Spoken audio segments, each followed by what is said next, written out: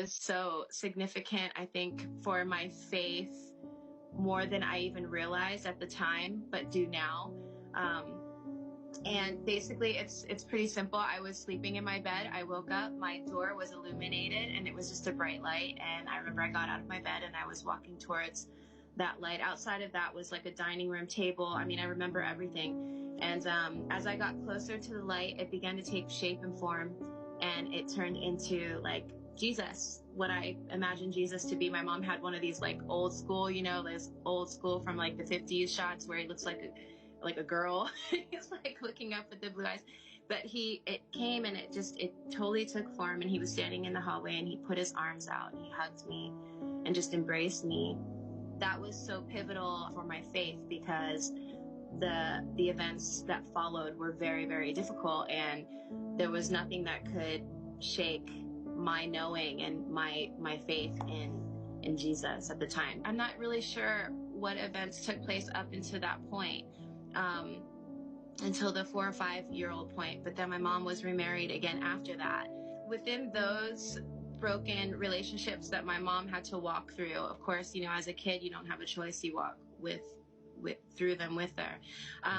There was, you know, a lot of addiction. So there was alcoholism, drug addiction, and a lot of physical abuse. We stayed in battered women's shelters many times for months at a time. You know, I came home from school and there was like always cops at my house. Like there was just a lot of drama happening. And for me, you know, here's my mom's side of the family. I didn't really know my dad's side of the family. My mom's side of the family is all Jewish, so they didn't have Jesus. But I knew to run to Jesus. Like I would go in my room, close the door, and start singing songs to Jesus. And so in those times that were so unstable or so, you know, would cause chaos or fear, I had a rock. I had a reason to like run to him, and he would be my peace. He would be my comfort. I believe with all my heart that it's through the broken things that we are exposed to the greatness and the goodness of God. And so my favorite part is the stability of God, that he is solid, like he is constant. Like everything around me moved. I don't remember one place that I lived when I was younger. Wow. Because we moved so much. So with everything changing and with people, I couldn't make friends, because it was like you make a friend and then you have to move over here to this place and you move over. So it was like he was always constant to this day. Wow. I want to talk about this song that you released this year called Awake. And you have some really strong lyrics, which I just love. You said, "Darkness can't stand by because the light is getting brighter." What inspired you to write the song? In this season, this has been a difficult to watch the warfare that's happening over a lot of people that we love, and over the land, over our nation, over, you know, and I have this sweet voice, but I don't mess with the devil. Like he's not my friend whatsoever, and I don't play. There's crazy things happening all over, like our nation, and people that I've talked to, people that are going through things, and I'm just fed up, you know, and I just feel like we have to come to a point, us as believers, where we understand, like, and declare and stand firm and like really rise up and give glory to our God, God is God. He's not changed. He's still on the throne. He's still the same, right? So he's still powerful. He's still mighty. He's the same God that placed every star in the heavens and knows them each by name.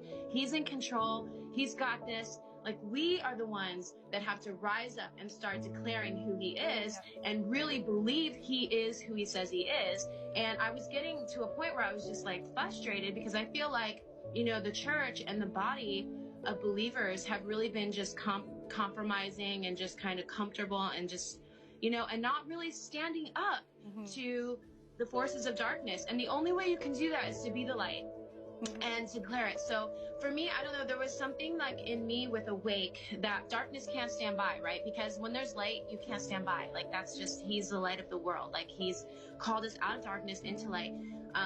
Awake is a call. It's a war cry. Like, it makes me think of Gideon's army when God told him, here's your weapons. You're going to have a torch and a trumpet. I mean, seriously, like, against 130,000 men, he could only gather 32. You know that they were probably freaked out. Like, there's only 32,000 of us, right? And God says, you have too many. You're going to have to tell all the scared ones to go now. The scared ones out of 32,000 against 130. And you know there was probably a lot because that's a small amount. And we have to come to a place where we are getting ourselves emptied out of our own pride, of our own strength, of our own might, over what we think we have.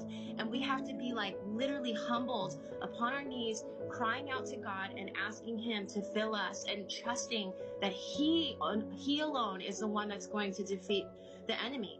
And so here he's left with 300 men, Gideon's army. You know, and I just feel like so encouraged by that story. And some part of me, when I was carrying this torch and I was in the hills of Alaska, in the mountains of Alaska, like just looking over at the most breathtaking, gorgeous views and just crying out, you know, with the Lord's heart, like for his people, for his sons and daughters to arise, to wake up and realize, like, we are the ones that carry his manifest presence. We carry his power. The same power that raised Jesus, Yeshua, from the dead lives in us. Like, we are the ones in the earth carrying this. Right. But we have to rise up and know. That's amazing. Right? The resurrection power. There's just something like, to me, I just feel like we can't be wimpy anymore. We can't, there's no thin line between faith and fear. You either have faith or you have fear, or else you're going to die. That's right. That's it. Thank you for being with us here today. You're the real deal. And I encourage everyone to go and check out your music on YouTube.